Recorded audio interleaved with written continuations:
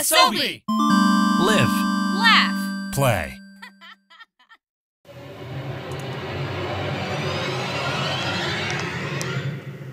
Hey!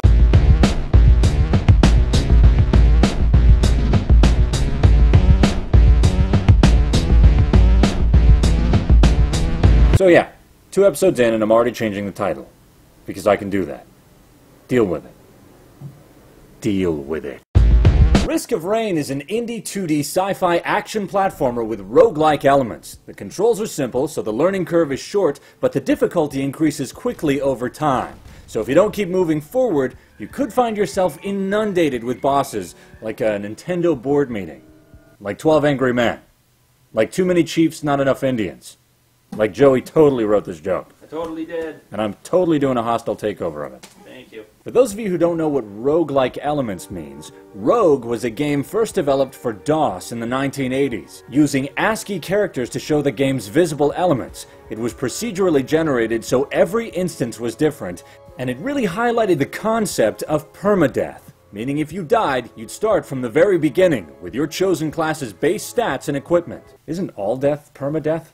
If you die in real life, you die in real life. You don't get to save. Yeah, that's probably a little too heavy for this show. The roguelike genre is still celebrated through titles like Dark Souls, Legends of Yore, Rogue Legacy, and many more.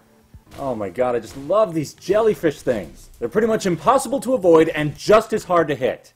The game's difficulty is determined by a timer. The difficulty increases every 5 minutes up through 10 levels, with newly spawned monsters having more health and stronger attacks. This forces players to make tougher decisions earlier and more often, instead of allowing them to take advantage of situations where enemy movement may be limited and grinding experience and money off of the rapidly increasing spawn rate. Well, with enough skill, patience, and timing, this is still possible. The longer you wait, the harder it gets. Like a bad hallucinogenic trip that gets worse before it gets better. Not that I would know anything about that. Jesus, this guy's like a sniper! The soundtrack is composed by Greek composer Chris Christodoulou.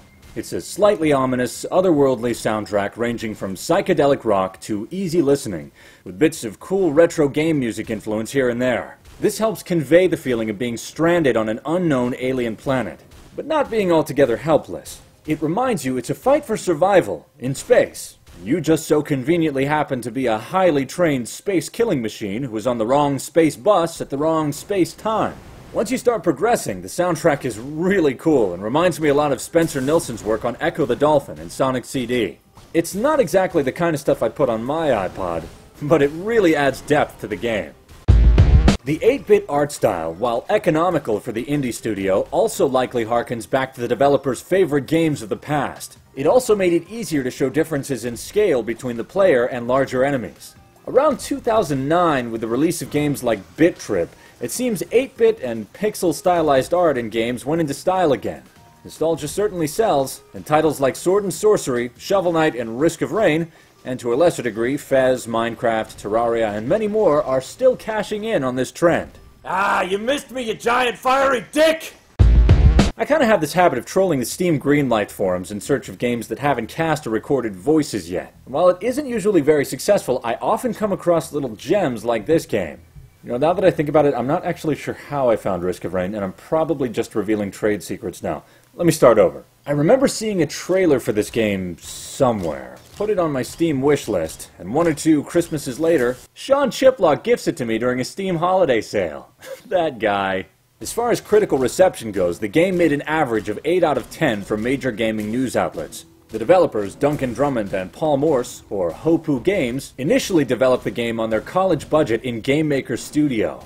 Later they took it to Kickstarter and got it published by Chucklefish. In 2014 they won Best Student Game Showcase at the Indie Game Festival. Hard work pays off, kids. What, I work hard? I could just be playing Risk of Rain instead of making this stupid video. I'm still not sure what the draw is for me with roguelike games. Maybe I'm a masochist, because I've certainly yet to feel any sense of accomplishment from games like this. I suck at games. Maybe it's the setting. Maybe it's the platforming. I grew up on platformers, so I could certainly see nostalgia factoring in.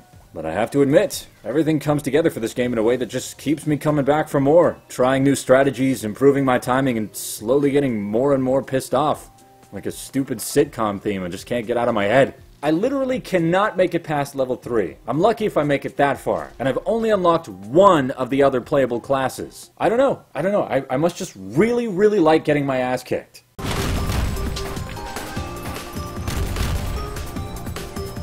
I'm done. I'm done! I can't!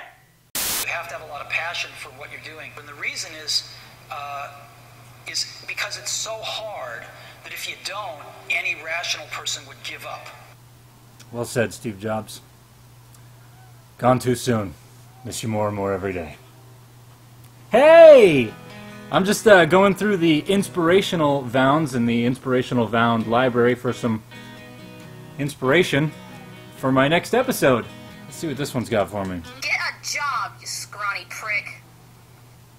That is exactly what I needed to hear! When you record a vound, you can tag any two of these categories to make it easier for people to find what you recorded. Can you see that?